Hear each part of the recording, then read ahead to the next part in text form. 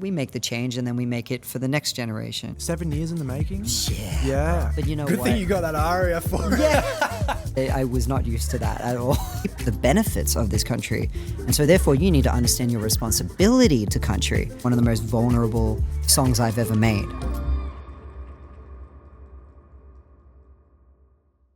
Hello and welcome to another episode of Hot Nerds.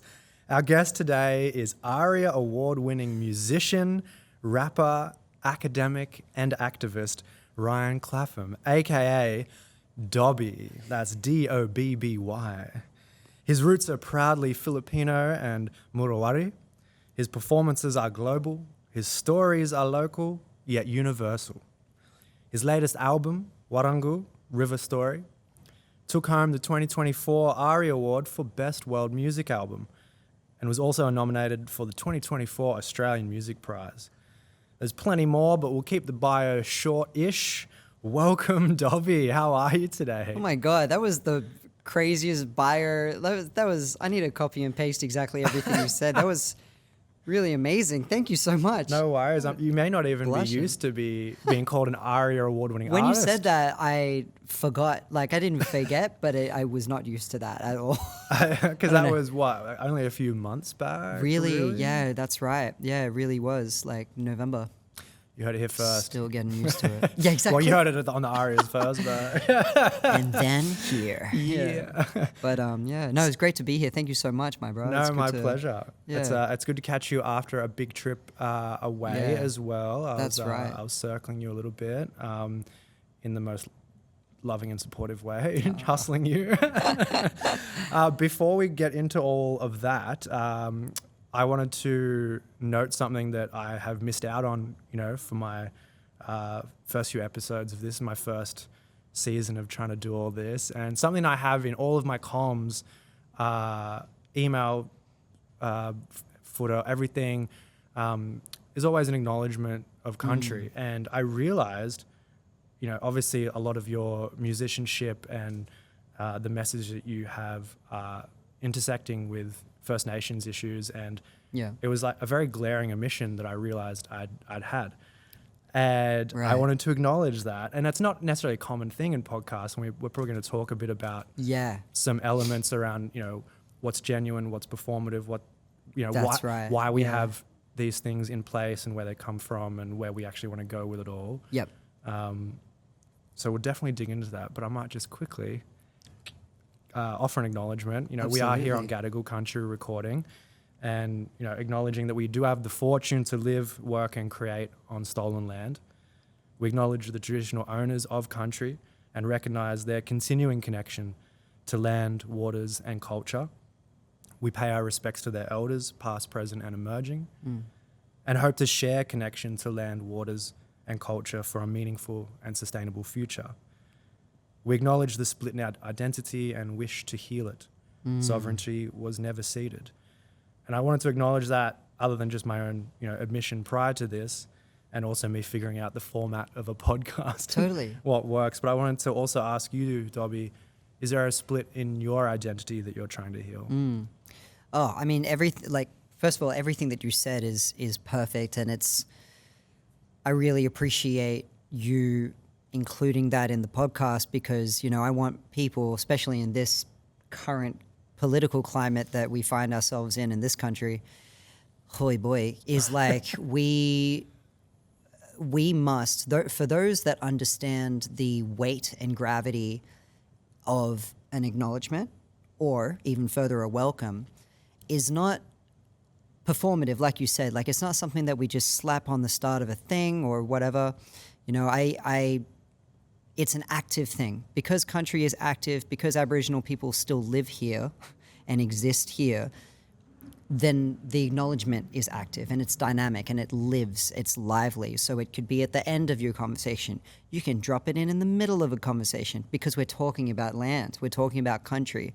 And for as long as you stand on that land, you get to be a part of that country and you get to see and reap the benefits of this country. And so therefore you need to understand your responsibility to country and, land and waterways, like you said. So, and then, so also what you said about Australia, so-called Australia, having that split identity rings so true. And I feel like, especially in the past 4 years or so, we have learned, we've taken steps backward in terms of what that means. It's like we're in an age where we don't even understand what our identity is, and we're so desperately clinging on to these archaic, ignorant beliefs of what is an Australian, so quote unquote. So that's that at a national level. And yes, also like me being sort of a puzzle piece in that, I definitely have felt a split identity that I now appreciate and embrace all parts of my identity. You know, I'm a Filipino Murrawarri musician. My mother came from the Philippines in 1985 from Tacloban, and my father is Murrawarri. His mother, my grandmother, born and raised on Nyambaa country in Brewarrina, northwest New South Wales. Mary represent. Yeah, that's right. And so, and her father, my great-grandfather, was born under the birthing tree on the Colgore River, north of Bree in Warrangu. That's Murrawarri country. You know, I still have family up there too, and family down in the south coast where I grew up, off country. And so where does that situate me? You know, what am I, as an Aboriginal person, trying to connect to my culture and you know, what is performative, what is real, what is genuine, both as an Australian, as a Filipino, as a Murrawarri man, in all those different aspects. And the answer is you're all of it. You know, it can't be, you know, one this, one that, or you're not this and you're not that. We know that now. We don't have to keep like repeating the same justifications. I don't want to give these people any more time than they deserve to have, you know, like people who, again, cling to archaic perspectives of what an Aboriginal person is. And the false traps of 100. not belonging or belonging where you know, 100%. it is false, you know. You can move between and be all at once. Yeah. Yeah. So just like country is all elements of nature, water, air, and animals. You know? Yeah, exactly. Lately, I've been kind of thinking about the fact that when we talk about our identity and we're like, oh, this is who I am, and, you know, I grew up feeling this, and now I'm trying to stay away from that. All of that's valid, and everyone has like their own unique experiences, myself included. But every time we end up talking about that, we're one step further back from actually talking about things that need to be talked about. Like we were just yarning before about like all the stuff that's Rising Tide are doing to protest coal mining in the biggest coal mining port in the world. Newcastle represent as well. Yeah, Newcastle represent. Like what my album was trying to talk about and to shed light upon, which is, you know, corruption and privatization of water in the Murray-Darling Basin, maladministration of the water. You know, those are the things that coming this year I want to be able to sort of focus on as an advocate for change. How can I be an advocate for change in the medium of music, you know? Yeah, that's what I've been thinking about a lot lately. Well, yeah. I find that that's something that is a thread from your music from day one, you know, or at least from day one of Dobby, you know, 17 was or that era. Yeah. You know, so that's your first single, and most of your music has, you know, has that through line. Yep. So what's different now with your, you know, rethinking of that versus, you know, the part, you know, your career up until this point? Yeah, I guess I have had a really amazing time in the first few years being able to explore like my sound, how I express my identity, and I'm in a really beautiful, privileged position where I've kind of found it, at least this version of me for now. And so I'm kind of like honing in on my focus, like, all right, this year with this new album, you know, what do I want to talk about, and how do I want to sort of focus on different stories, you know? Yeah, it's really cool. Like I'm getting to a point where I can approach a different story, but it's another version of me, you know? things have been more clarified through the experimentation over the last Totally 8 years. Yeah, man. Yeah. So yeah, it's been really, really good. So definitely grateful in that way. Something we're talking about, with this acknowledgement, and it was also pertinent because it's something I've been thinking about specifically this week. Yeah. Last Saturday was a local council meeting up in my hometown, Mid-Coast Council up on Warrangu land. Shout out. Well, there's actually like 3 nations up there. It's a massive council, but there was a motion that was thankfully voted down, but only by like 8-3, to remove acknowledgements and welcomes from everything at local level. Right. And Totally. it was voted down, but there's the local Facebook groups where all the comments are just no holds bar, and it was really shocking. I know maybe it shouldn't be after the no vote, but it's still shocking to see it, especially kind of your neighbours' vibes, on the local things, and people not really realizing or not having that same framework of approaching what their identity is, because so much of their identity is wrapped up in basically white Australia. Yep. And again, like what you were saying, identity doesn't have to be just this one thing. Yep. And I want to just yell from the top of the treetops at them, like, this is all of us, and you're as disconnected from country, as you could be. You need to bring it back and learn what has been severed and lost, so that you can actually find value within yourself, as opposed to this like, oh, I'm sick of being welcomed to my own country, and it's like you're missing the entire point. And I don't know if there's a simple way we can communicate to people with that worldview. And I think the Change the Date has been a big thing. A lot of music, we're going to talk about, especially for me personally, Dreaming Now as well as you. Yeah, Dreaming Now's dope. Shout out Dreaming Now. Shout out. There's so much more music now in the popular space, more mainstream than ever, that really gets into some of these topics. And given that you're now maneuvering, into your next album and trying to figure out what those messages are, and even what you're going to sample, what you're going to record on country, how are you? Who are you talking to with your next few songs, or even your body of work up until now? Or is there anyone in particular, any group that you're trying to say, hey, this is how it is? Or is it more just getting it out there to as many people as possible in as many ways as possible? Yeah. Sorry, that was a big... No, it's good. My questions for you today, but again, to acknowledge whenever the, First Nations and colonial stuff, and with a white boy podcaster, I feel like I'm having to clarify each question with extra sentences, but I love it. This is great. This next album is definitely a different direction, more so. Well, speaking of which, Kendrick is just recently the Super Bowl halftime show superstar. Recently, as in an hour ago. Yeah, that's right. Like right now. When does this come out? We're about a month delayed, so okay. A month ago. So he's one of my biggest influences and role models in the way that he encompasses a different world about him every time. Good Kid was very different to Butterfly. Butterfly was very different to Damn. Morale is a therapy album. It's incredible bodies of work. And, that's how I feel about this next album. Warrangu River Story was this communal album, sonically and thematically. It had so much community members on it, and about something that's much bigger than us and all of this stuff, and 3 million people that depend on the Murray-Darling Basin.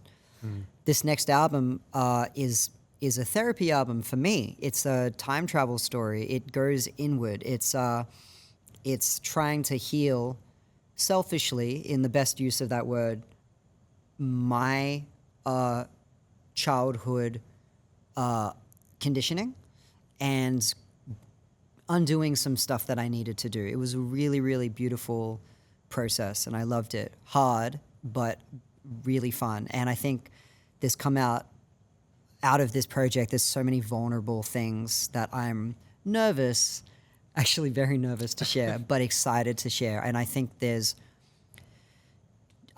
like Mr. Morale, there's so many universal things about it, like it's personal. It's like the more personal you get, the more universal you can sort of create universal themes that you can bring about in your music.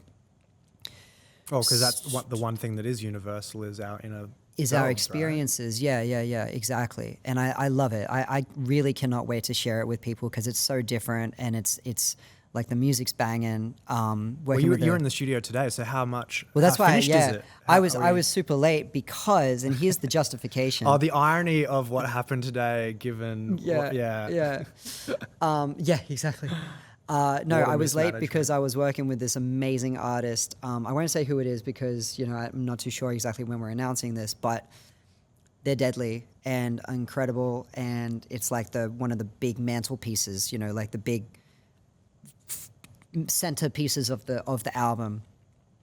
And I had to get it right, and we made sure we got it right. And it hits, it bangs. It's a beautiful song.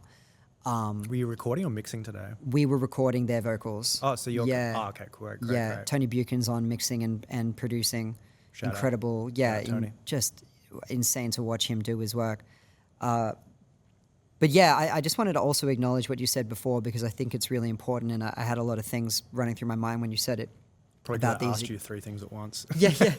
The acknowledgements, again, like we're in this weird world post-referendum where people feel the need, not just the freedom or the trend, but the need to speak their minds about not feeling threatened by acknowledgements or welcomes or anything like I had like 3 conversations with people before just this week about stuff like this. Can I swear on the podcast? No. Fuck yeah.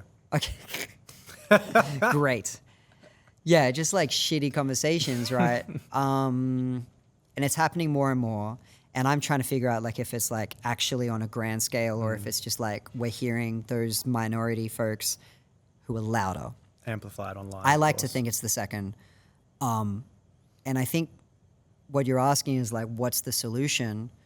Yeah, sure. Give it to us. I think it's important for us, like the people who like are listening and watching right now who totally get it. Like there will be a lot of people that will be preaching to the choir for, they'll understand and they'll have the same frustrations as you and me of like, what the fuck is going on in this country in terms of these people who are in parliament who get to say things like, we don't want to stand next to the fucking Aboriginal flag or we don't need, we spend too much money doing welcomes and acknowledgements, all of this stuff.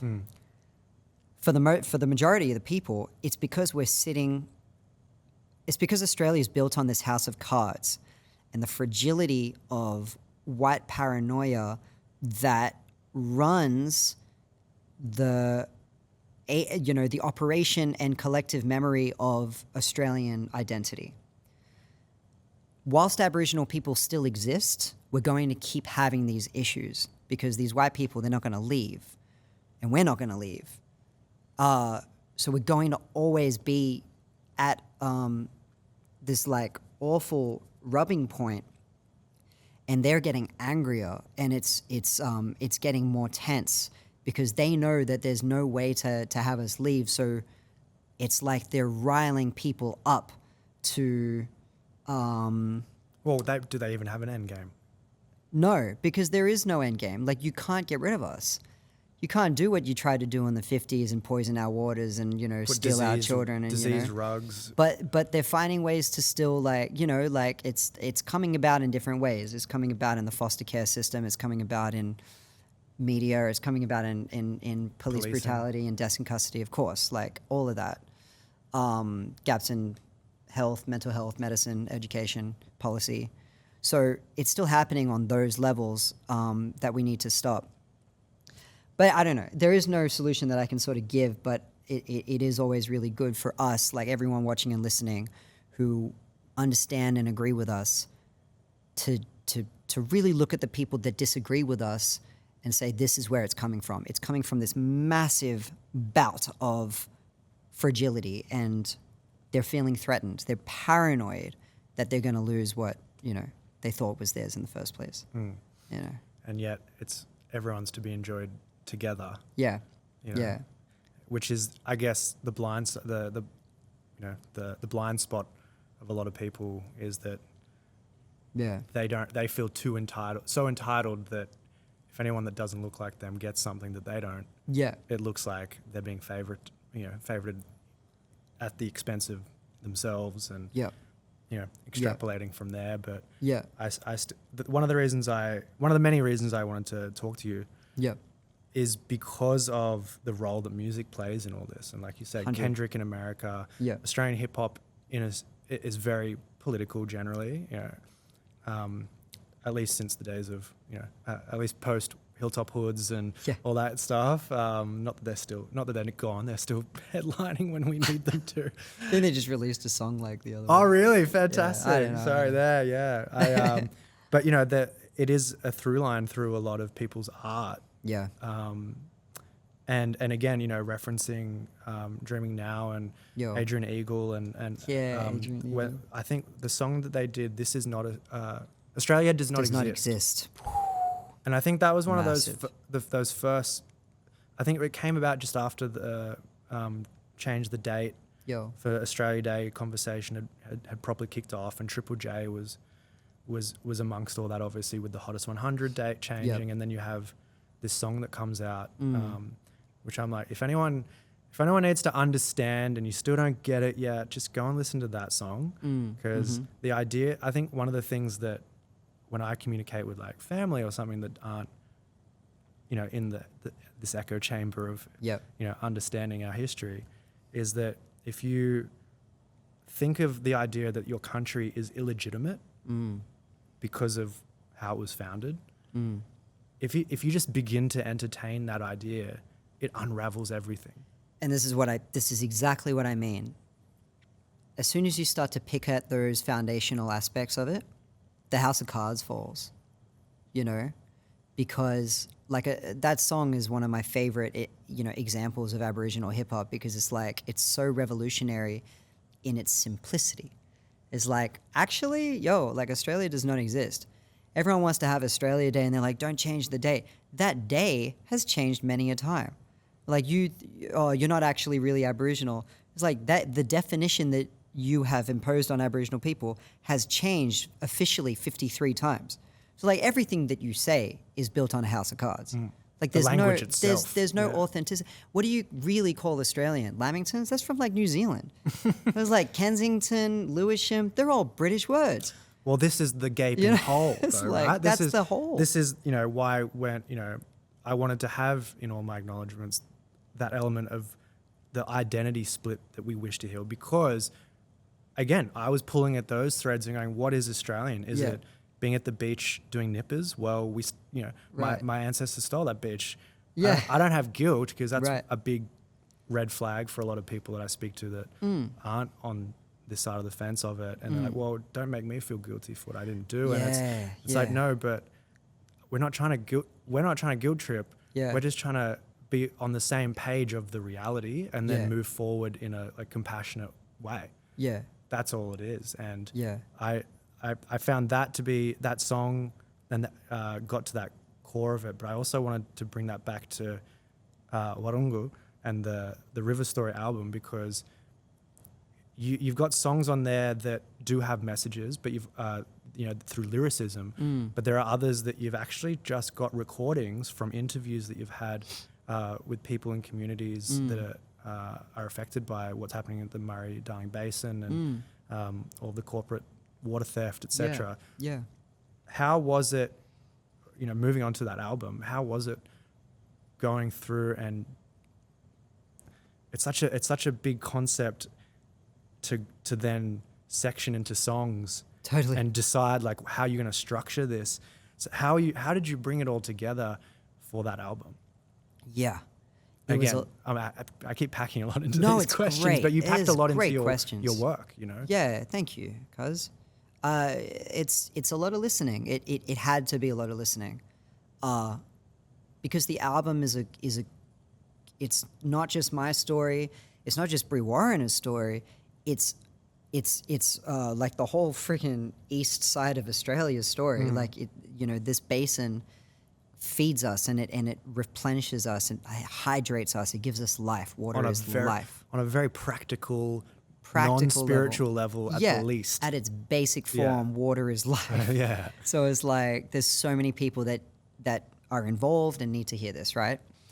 And so it was really like, and this is what I love about music, it's reporter work. Like, people think artists are just artists or musicians are just musicians. No, we're journalists, we're reporters, we're investigators, we're marine biologists sometimes, we're climate scientists, like whatever it is. And for me, I had to be like a little journalist, like freaking walking around with a pen and a pad, walking through the dry riverbed. Because if I'm about it, I have to be about it. That's how the music is going to get authentically made. It has to be, it has to be real. And so therefore I walked through that empty riverbed with Brad Stedman, recording our footsteps so that it really is about the river, because it is in the river. You're listening to me in the river. And then understanding it. Like I didn't go in with necessarily any plan. I didn't really know where it was going to end. I didn't even know what it would sound like. I was just listening.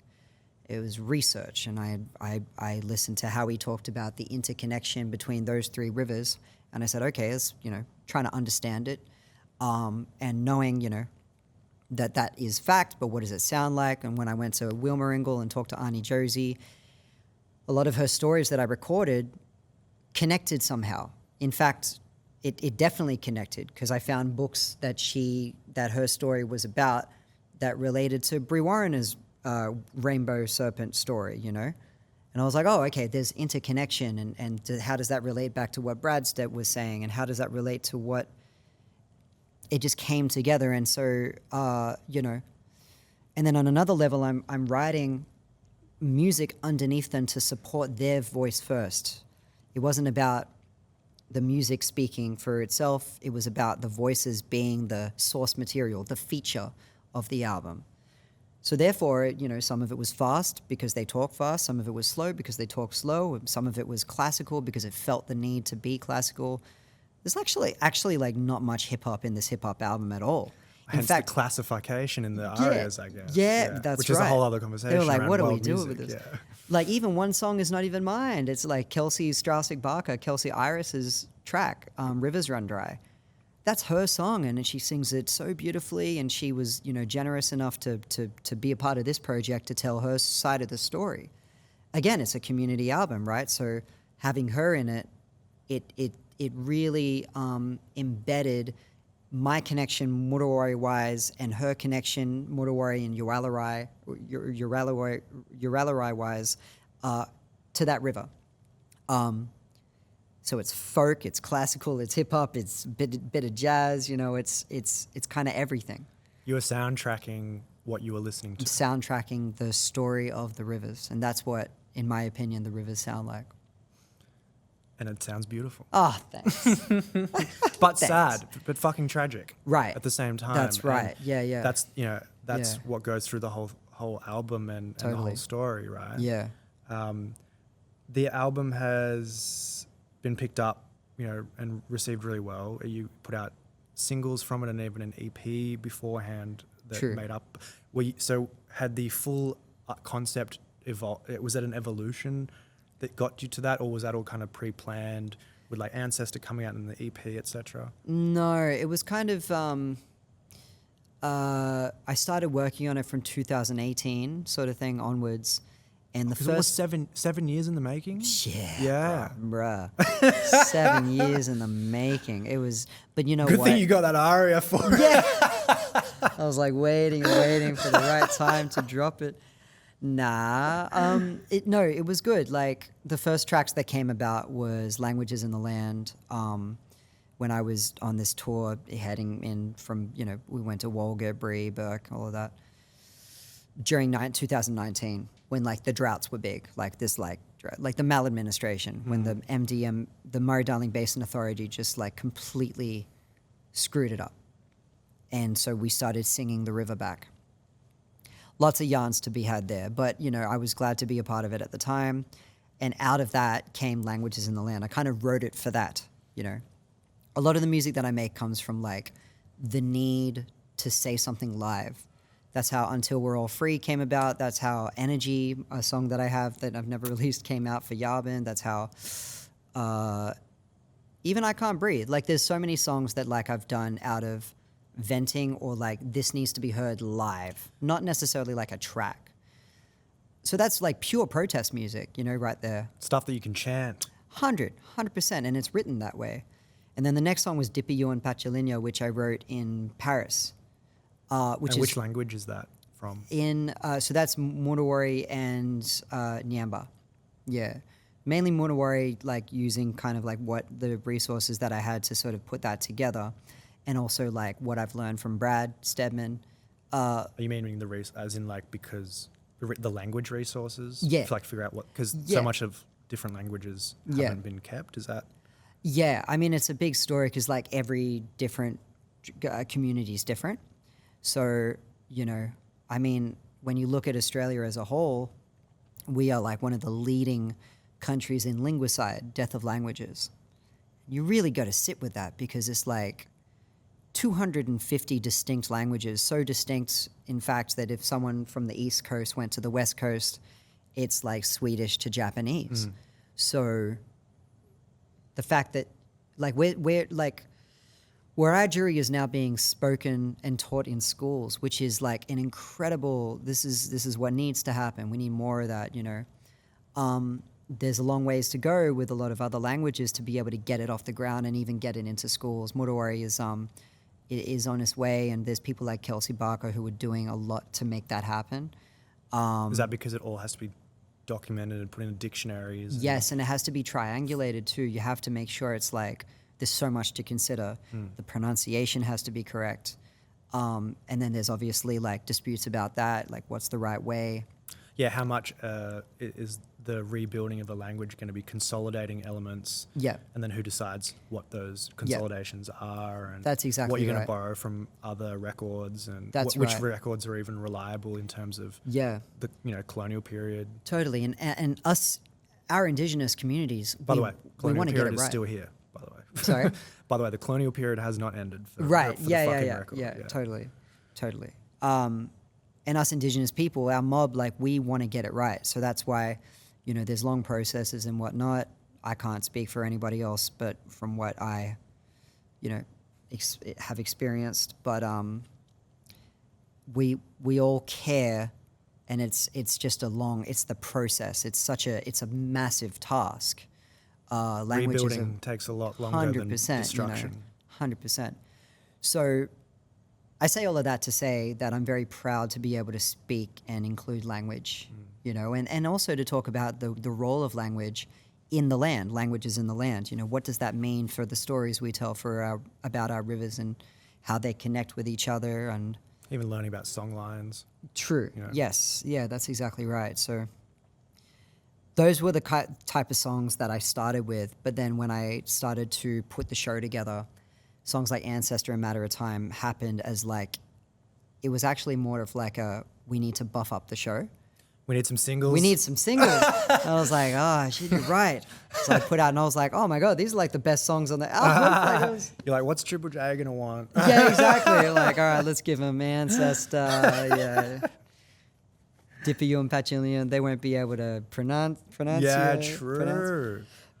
So yeah, no, it's good. Like the album came out the way that it needed to in the period that it needed to come out. Yeah. And, you know, you spoke to many people, including family, like your grandmother Mary. What was that process like, recording the interviews? You know, you spoke about being there and, you know, feeling it and seeing it. Yep. In particular, maybe your interview with your grandmother, who's now passed away. Yeah. Yep. R.I.P. Yeah. Excuse me. Yeah. R.I.P. Mary. Yeah. Smacking these mics in honor of you. In how honor. how was that process? And how that it must must have been weighty.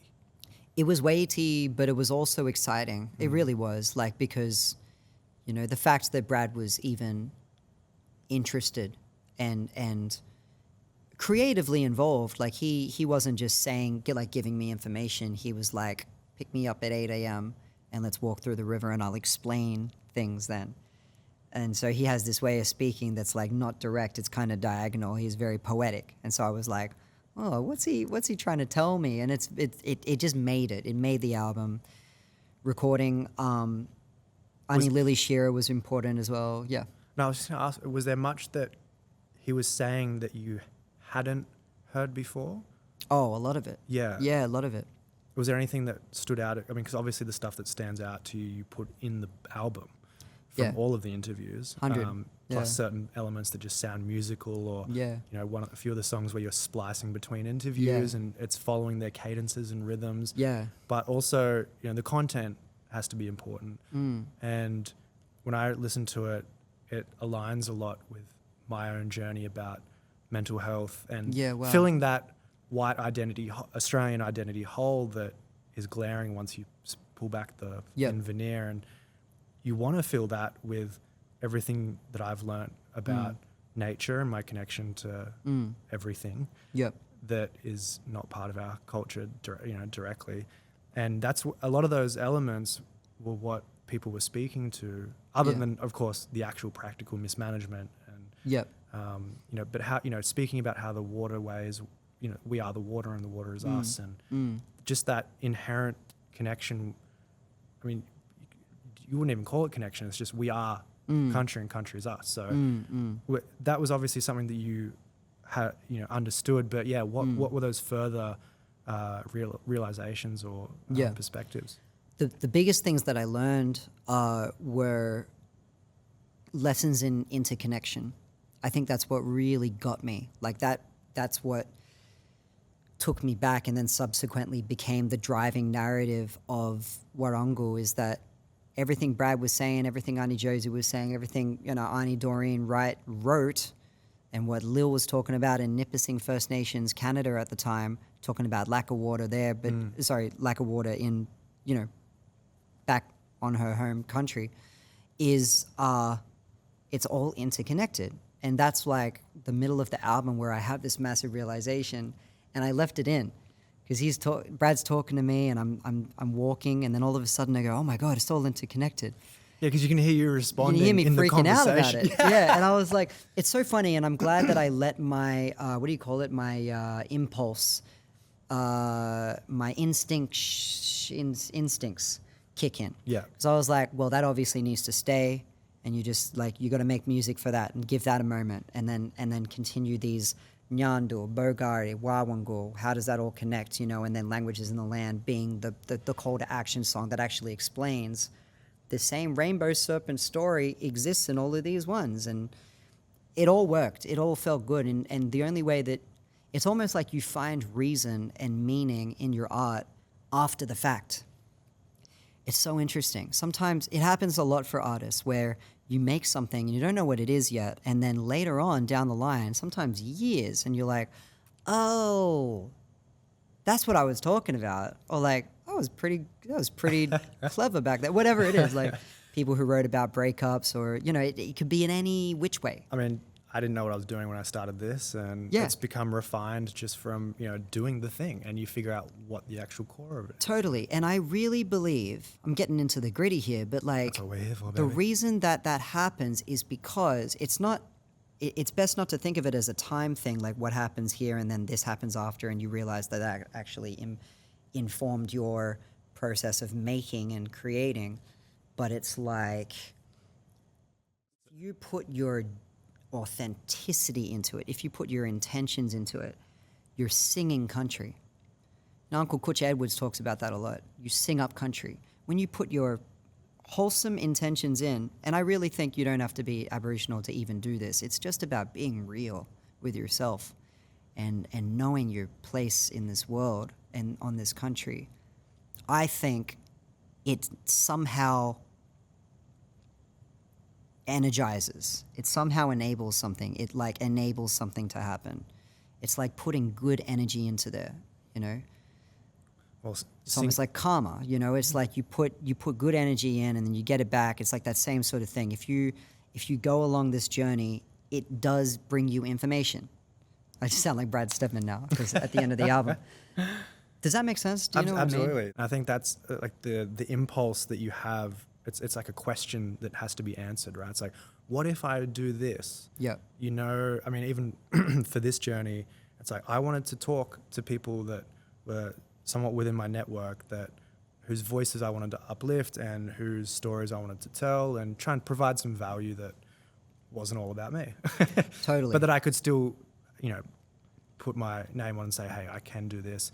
But you don't know why, or, you know, I was like, oh, it'll help with the author thing. But the amount of stories that have come out of it, and even just researching and articulating my positions, Yep. you know, it's that unraveling once you ask that question. Same thing around the identity thing. And for artists, I mean, the whole impulse is to be like, what if I try this? What will I make? And then what does that lead on to? And Yeah. I had something more profound that you were touching on that I was gonna grab out, but the classic. I've been trying to keep looking at my questions here, but I'm so engaged with some of the stuff, so I'm just like, It's a good sign. I keep losing my. That's great. My way, but Well, sorry, just to before we move Please, on, one other please. thing I wanted to also add on is, like, in the song Ancestor, I say, you know, all these rivers, they lead back to you. Like, learn from the past, at least learn your past, at least that's the truth, because all of these rivers, they lead back to you.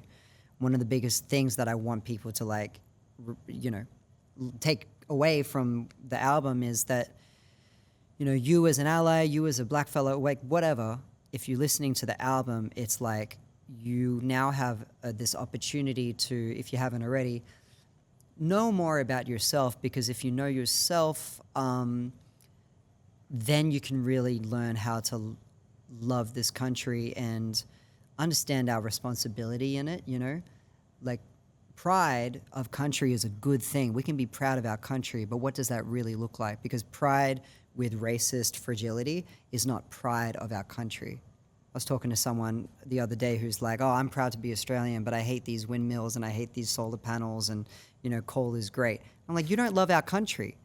Because how can you love our country and proud to be, you know, on this country? want to poison it. If you want to keep poison, you know, and you don't consider, so, like, that, it's all interconnected. Like, you gotta sort of really unveil and look at that house of cards, and without, you know, taking it all down at once, just saying, all right, well then what's my responsibility and how can I really be proud of this country? Asking what your responsibility is actually a really great question, because I find, you know, you were talking about loving country, and if we're saying that there is no difference between country and us, and that requires self-love as well. And for me, my journey of, you know, mental health and self-love and all that came with a whole new reverence for nature and, you know, let's say country, and that was a big way for me to then accept responsibility instead of what, you know, again, like talking about other people that might gawk at, oh, you're trying to make me guilty. No, we're trying to make you responsible. Yeah, that's right. That's the key. Like, if you feel a responsibility to your neighbors, no matter who they are, if you feel a responsibility to your country, no matter, you know, no matter what color you are as well, if you feel that responsibility and the desire to engage, then that supersedes all of this precious, like, identity politics bullshit. That's right. Any lack of self-love or any kind of feeling that you are different from other people based on arbitrary things, because it all kind of comes together at that point, which basically is what you're saying. You're realizing that all these stories, impulses, these cause and effects, it's all interrelated, and you made an album about it. I made an album about it. Just to wrap up, you know, some of the stuff around the Warrangu album, tell me about the Murrawarri Republic. Yeah, for sure. I mean, it founded by Uncle Fred Hooper, and they're situated there on Murrawarri country. There's a real history of, So I don't know where like exactly what the stats are now, but I think at the time it was made, it was one of 6 micronations in Australia. And it's a cool story how they sort of asserted their sovereignty. They essentially wrote a letter to the Queen, and we're like, "Hey, we're like a micronation, and we're asserting our sovereignty, and this is not Australian, like Commonwealth This is land. not Crown land. Yeah. It's not Crown land. This is our land." And I don't want to speak out of turn.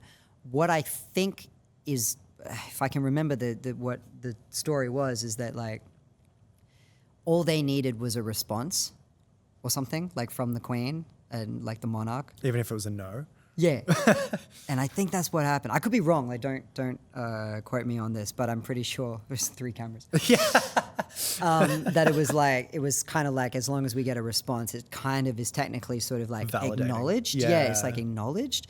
And so they were like, "Hey, this is not your Crown land." And they were like, "Well, that's not true." And then they were like, "Yes," which is deadly. I like it's such a mad example of, like, I think of that and I think just how staunch Uncle Fred is, and also like Murrawarri peoples as being like, you know, warriors, you know, people who like assert this like sovereignty is never ceded, and we're still here, and while we're still here we exist, and while we exist we, you know, advocate for the land. It's like very powerful, very inspiring, as well. I was because that is one of the regions that you know, these rivers flow through as well, and also near where you're from, correct? Yeah, the Colgoa. Yeah. The Colgoa River. The story reminded me of I can actually blank on the name, but an elder who back in the day like traveled to England and put the Indigenous flag on the soil there in England and had a photo shoot. It was like, well, That's mad. if you can come to our island and do it, we're coming to your island and doing it. Well, I'll tell you. Obviously, he didn't do all of the other fucked shit that was done here, but he put the flag symbolically to say, well, you know, this is, if it works for you, it works for here. Yeah, 100%. I'll tell you one story real quick is when I went to England, like in 2019, we went to the embassy, went to Australian embassy, which, by the way, they filmed Gringotts Bank there, which is like Harry Potter. all things. Yeah. And I was like, oh, wow, I see it. So that was cool. By the way, a little Dobby reference from Harry Potter. Yeah, so we walked in, it was really nice. But anyway, outside there was like the blackfella flag, the Aboriginal flag next to the Australian flag. I was like, oh my God, like crazy. That's like awesome to see, you know, how I feel seen and validated.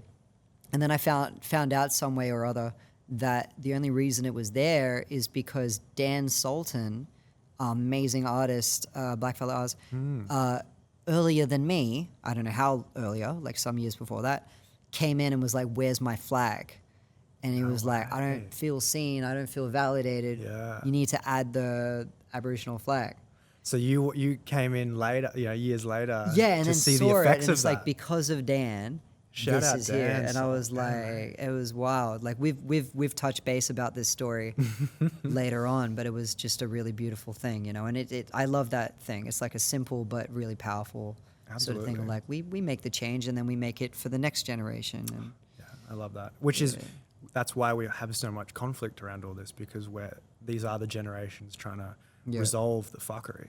Totally. You know? That's exactly right. And as part of that, you know, we've talked about your upcoming album. We've talked about the last album. Yes. We've briefly touched on some of your other discography. I've gassed up Dreaming Now. But we're here to gas up you, Dobby. No, I love Dreaming Now, man. He's deadly. Yeah, Neil Morris, is it? Legend. Because you've also worked with him on a song previously. You actually did Until We're All Free, 18 artists? Yes. Was he on that? Or? Oh, no. We did Am I getting that wrong? Forever 15. Forever 15. That's right. Oh, by the way, strange timing. Yeah. Today, Yeah. the Supreme Court trial of the murder of Cassius Turvey in Perth, it kicks off today. Oh, really? 2.5 years. I mean, again, this is released a month later, but 2.5 years after the incident, murder. Crazy.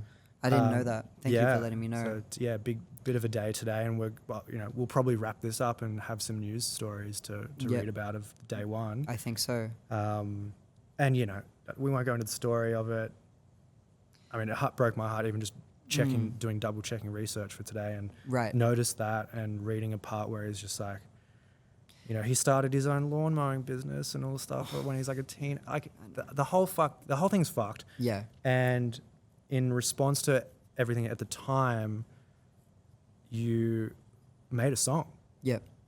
Yeah. Well, first of all, I am very grateful for the family for entrusting me with that, because it was Candice Lorray from the Marindas who came to me. She came to me and said, hey, like, the mother of young brother wanted to work on a song. She wanted to like come to Candice to like make a song.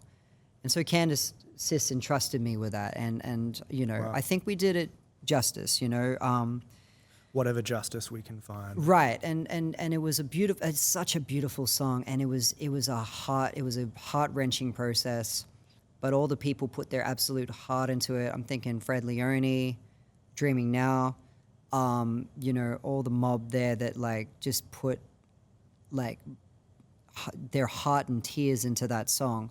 And then when they played it at his funeral, like it was just too much. It was so much, but like, this is what we do as artists. We show up for each other, and especially if we're someone's role models, So that was one of the hardest songs I've had to make, but I don't even know how to sort of phrase it, but the most necessary, because we like, of course. You had no choice. I am there in a heartbeat, and I'm proud of that song for what it's worth, and I think he would have loved it, So, yeah, crazy that the trial's today. That's Hectic wild. day. Yeah.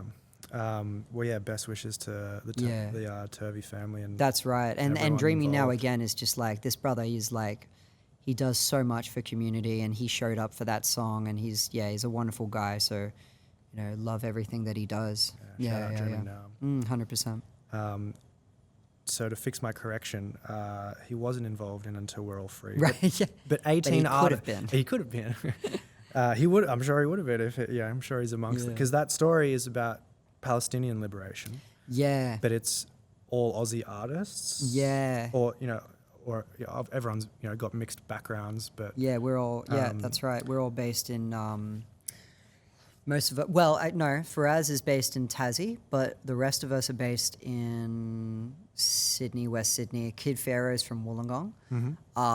But yeah, crazy song. Like big collab. So yeah, and obviously there's debate around the extent to which people should or shouldn't draw parallels with the fucked up modern day colonialism we see in Israel, Palestine versus here. Yeah. How was that experience, and was that another reach out to you? Yeah, again, it was another reach out, which is like, again, I don't take this for granted. I really don't. Like if there's any, you're positioned now. The people that come to me, I take every project seriously, and this was no exception. Like I feel such a personal, because I have friends that are Palestinian, and it's like this mob, like it's crazy. It's so awful. And my own personal experience is just being like, how can I even justify like happiness and love at this point? Because every time I look at my phone, and it's like, and it was awful. Don't worry. Sometimes happiness and love is the way to fight back sometimes. Yes.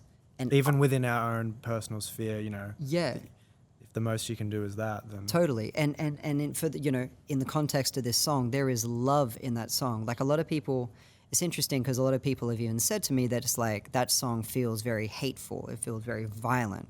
The energy in it. And the first response, of course, like many people would respond with, is like, how is that violent? But the violence that's happening to the Palestinians is not violent. Like, make that make sense. That's first and foremost. But yeah, two, how do you make a song about the violence without the violence? Yeah, and then two is like that song wouldn't have happened if not for love. That song is made upon love. It's born out of love.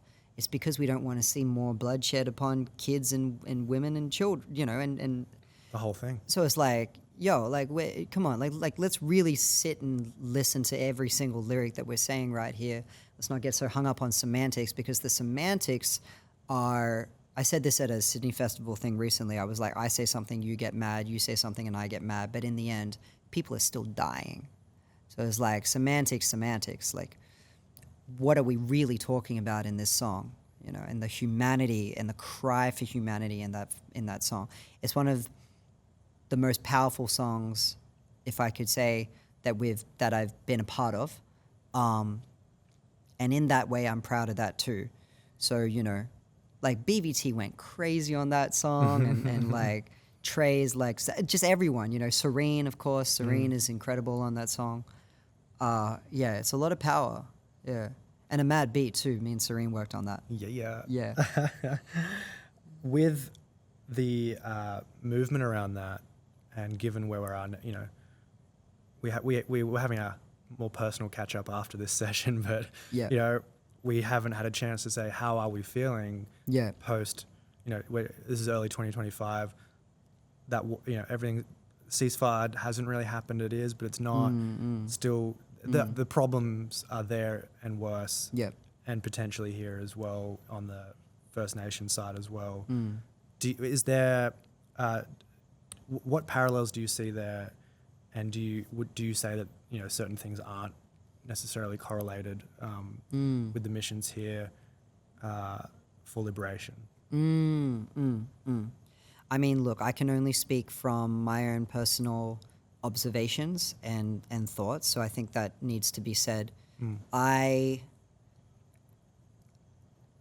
said this in a poem that I spoke at after my show in Warrangu, River Story, paraphrasing here, but I was essentially saying that, like, you know, my ancestors are on this stage and they've seen this all before, you know, something about, you know, white men in muskets came and dug up our law, and we called it genocide. My auntie called it a genocide. My dad called it a genocide. Did you forget what acknowledgements are for?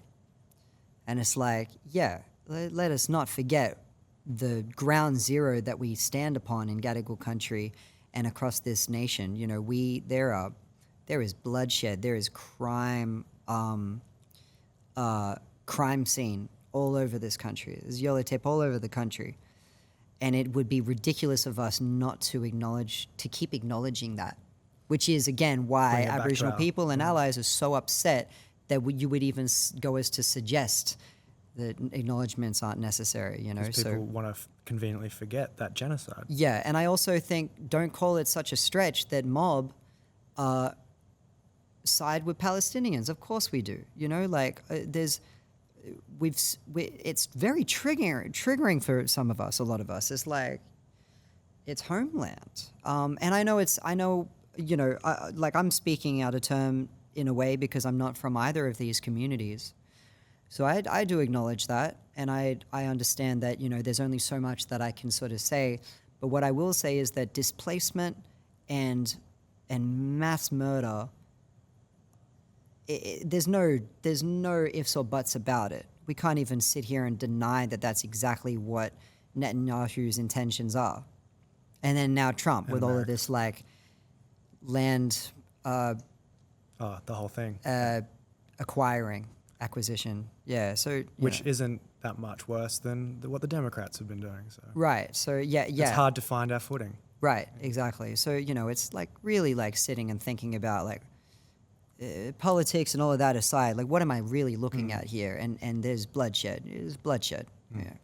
And we just want to... Can't we just fucking get along? Yeah, and if you're hung up on other justifications of, like, but this, but that, but the hostages, but that, but this, yes, of course.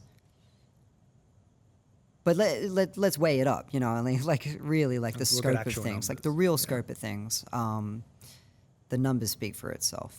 And it is weird to watch on your phones every day the thing that you got taught about that happened here. Yeah. Just with more modern technology. Exactly. And you know, a touch more ruthlessness. 100%. If you could even ever say that about what happened here, that anything could be more ruthless than what's happened. I mean, what personally, like, really hurts me is that how come I've been able to safely be able to call things by how I see it, and then be met with what I now understand is lip service, and be like, yeah, you go, blackfella power, like always was, always will be. And then as soon as this happens, it's like, cancel their show, like take him off, like how can you say that? Oh, And has that media happened? slander. Or, generally, yes. I mean, I'm talking about like widespread, you know, like that's, yeah. I I mean, don't- yeah, definitely I've seen can't that. speak for me. No, yeah, no, not, no. yeah. But I'm seeing this. I'm seeing it on my phone. I'm seeing it in the comment section. I'm seeing it in real life conversations, and I And understand. with it's, bookings getting cancelled for many people. yes, yeah, and it's I've seen a that as well. tense time, and people have whatever, like their agendas, their worries, their threats, their paranoia, their fear. And I don't want to say all of this without saying as well and acknowledging that there is a lot of hate that it goes without saying that I don't condone either for the Jewish community. Because I know a lot of Jewish mob that also can see this for what it is and be like, yo, this is awful. And so Zionism is not Judaism. Yeah. Exactly. So, you know, I think there's a lot of really strong statements that are muddying the water. The only thing that can be able to help us step forward in micro steps is conversation. You know, the more we sit on our phones and be sucked more into our echo chambers.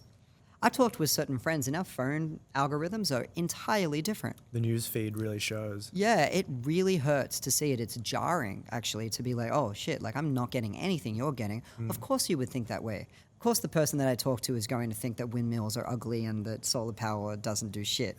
Because we're getting a different algorithm. Yeah. So, you know, I don't hate anyone. I think there's good in everyone, but we just got to yarn about it, you know? Like, fuck, yeah. That's what we're here for today. Yes. Yeah. Well, to move on, you know, I've hit on some heavy topics, and we've had an emotional session. Yeah. And we don't have too much more time, so I will bring it back to some more pleasant stuff to chat about. Sure, yeah. You've just come back from Mexico. No, Ecuador. Ay, Dios mío. Yeah. Lo Dios siento. mío. Lo siento para esto. Man, I pero- gotta re-up on my Spanish. Yeah, we'll bro. get you up. Apologies for that. No, you're all Ecuador. right. All good. Yeah. And tell me about how that trip's been and how this phase of love in your life has impacted your outlook on life. Oh man, I feel like a different person, yet still me, and I'm grateful for the life that I'm now building with Lola. She's just this incredible person that's helping me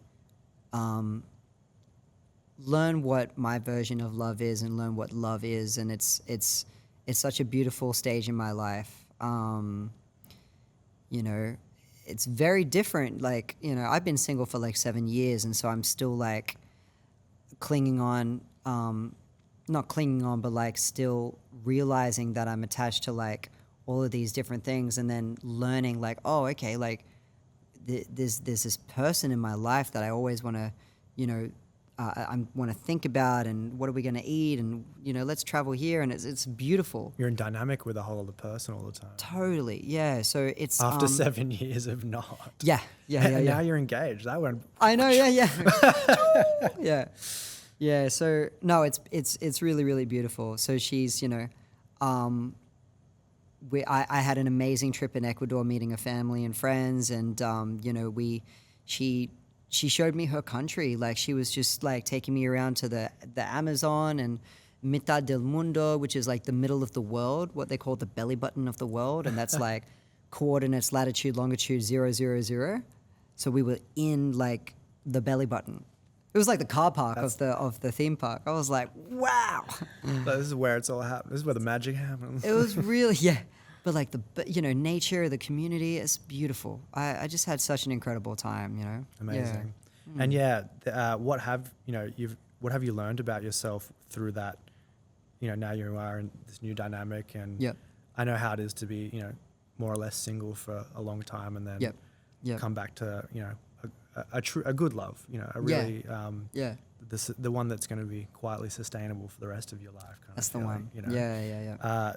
Are you you know, as you're dealing with that, is there anything that comes up that you have to kind of fight back against from, you know, your previous self, or is it just like a nice evolution? Oh, a lot. Yeah, definitely. Yeah. If Lola's watching this, she's like, she's helping me grow as a person and also still find myself. Like, one of the many examples is that I'm realizing, and this is a really beautiful thing. I get to talk about this. I grew up a people pleaser, you know, so understanding where that comes from, she's been so generous with her time and like prompting, like, where do you think that comes from? Like, what type of person are you trying to be for me? And is it your authentic self, you know? And it's made me really like stop and think like, oh, okay, am I just like trying to say yes to everything and then letting people down, which historically I have, like, you know, and I think that comes from, it's getting a bit like therapy, but like it comes from a place of trying to be enough. Like, no shit, you know, like that's where it comes from. It's like trying to be enough. So you try and be everything for everyone, which of course is, it's unsustainable and it's unrealistic. Because it's aiming for that external validation. Exactly, because yeah. Exactly. Somehow we've been taught from day one, conditioned from day one that for some reason we are not enough. Yeah, and then we have grind culture, you know, in our society where it's like you just got to keep going, you got to keep doing it. Yeah, just have another coffee. And, you know, and then you see other cultures where rest is prioritized. You know, I'm thinking, you know, like island time, siesta and that. So it's like those are the things that I am now this year challenging, and it's made its way into my album. Like I said, it's a therapy album. So, you know, I'm trying to heal my inner child with this album. I'm trying to bring about questions for him to understand, like, what is it you're actually trying to do? Like, does it come from a place of love, or does it come from a place of fear or not being enough? So a song called Boundaries is something that's on the album, and it's one of my favorite songs because it's, again, like one of the most vulnerable songs I've ever made. And that's great. Like, that art can do that for us, where we can write something and be like, oh my God, it's like out of my mind, and it's like on this piece of paper or on this song, and then I can hear it back and go, okay, like I can address this, you know. And that's thanks to Lola. She's been a big part of helping me with that. Amazing. Well, shout out Lola. Muchas gracias for your help there. And also, for the record, Dobby, Ryan, and anyone listening, you are enough. Ah, thanks, my bro. You are more than enough, baby. You are more than enough. I'm glad I was actually, when I was charting our meeting and uni and Gabby, I actually swerved into that question. And I'm very glad I did, because we had that lovely little bit. Yeah. But to swerve back, I was also wanting to touch upon your academia. Yeah. Because this is Hot Nerds, and as nerdy as it is to, you know, go deep on artistry and creating everything that you create and performing, there is that more traditional nerdiness of academia. You graduated with honors in what you were doing. Can you tell us about what you were studying, specifically how that, you know, the topics of Australian and Aboriginal hip hop has moved into your career? Yeah, 100%. I've always been in a position, very gratefully and privileged as well, that I have either ever worked or studied in music or in Indigenous culture affairs, but Indigenous education, whatever it is. And so I did my Bachelor of Music at UNSW, focusing on jazz drums, and then there was this Indigenous honours degree that was very new. We were sort of the guinea pigs for this honours degree, where you could study anything that you wanted. And so I wanted to look at Aboriginal hip-hop music. And I just essentially got to write about my favourite artists. Like, I wrote about brother of Dreaming Now, actually, Dara, who made some great tunes back in the day. So shout out to him, Monkey Muck, and the Renegades of Monk, Jimbla, The Last Connection, of course, Briggs, like early Briggs too, Young Warriors, Nookie even, like, you know, and I'm looking at all of these artists and I'm writing about like how they express sovereignty, how they express indigeneity on the stage and in their music videos, whether it be content, like talking about history. What else do we do? Like language reclamation, sometimes, like ecological knowledge and, talking about ecological sustainability. All of these aspects of our indigenous epistemology and ontology make it into our music.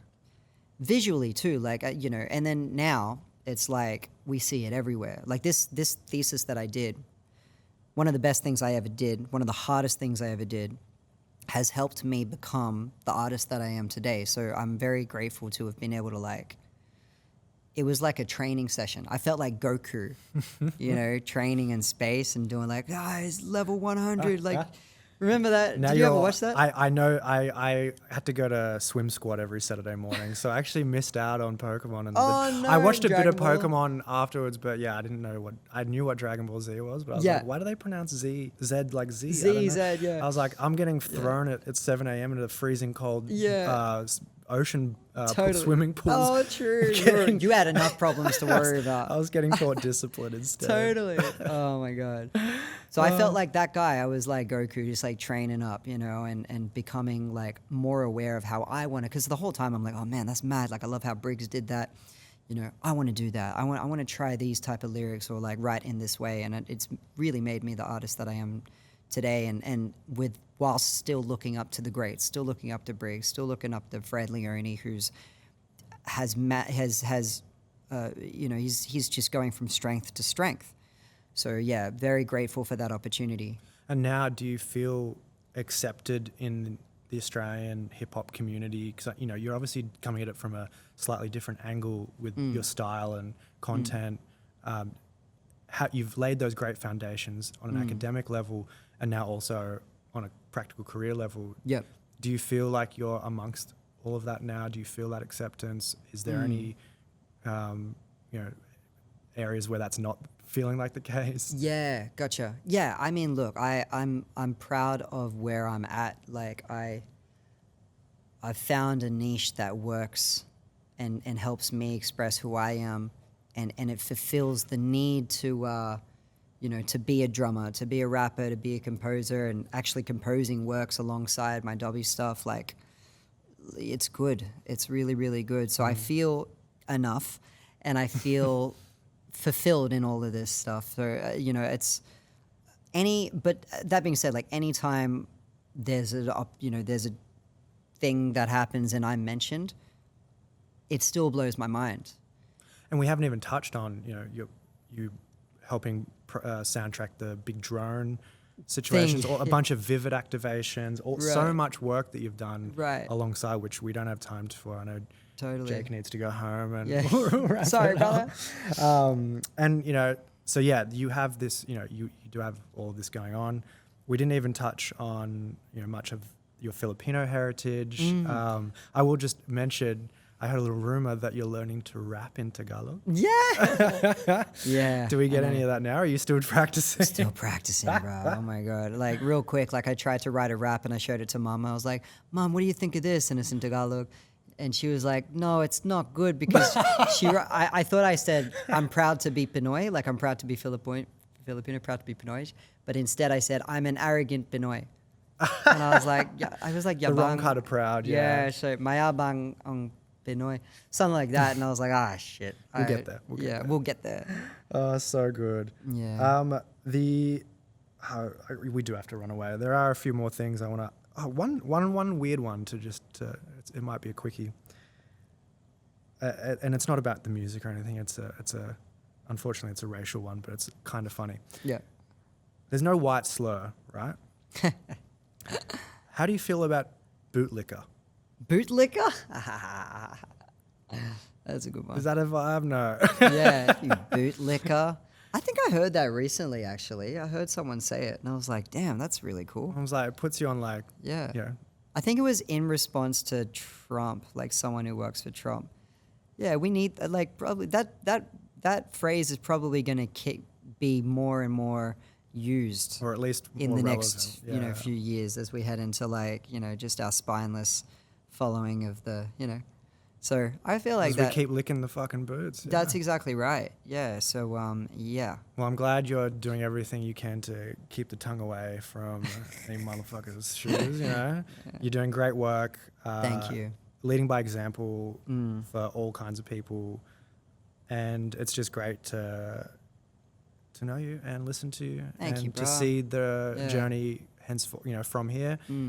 Really stoked to listen to the album, and we do have to wrap it up, so I'm gonna Well, thank you so much, and for everyone watching and listening at home, and thank you for this is a great yarn. It was really great. Thank you so Thank much. you so much. Yeah, appreciate it. Yes, I wasn't sure how much to, I know you have to, especially given how much you work with the government on like events and policy as well. There's I'm aware that a lot of racial conversations at the expense of someone's energy, right? And that you often have to speak to these things and again, it's interlaced with your music and your art. But I wanted to acknowledge that I was like, how much on each topic should we be going down? But ultimately, it's something that is really important to both of us and a lot of our listeners. So I hope, I hope that we've made enough, made the correct space and haven't gone down the wrong rabbit holes. Been great. No. From my perspective, it's like whatever I can. It's my response. It's my job. It's my responsibility to be able to provide what I can provide in any way that's helpful for people. So it's awesome. You've helped me by having a fantastic episode at the very least, as well as enjoying your company. I'm sure everyone else listening has as well. Thank you so much. Thank you. Dobby, aka Rhyan Clapham. Thank you so much. Thank you for listening to the Hot Nerds podcast. We don't host ads, but if you find any value in what our team does, please feel free to support us via the links in our show notes or buy my book, as it greatly assists with producing this show. Thank you again. See you soon. Stay hot, stay nerdy.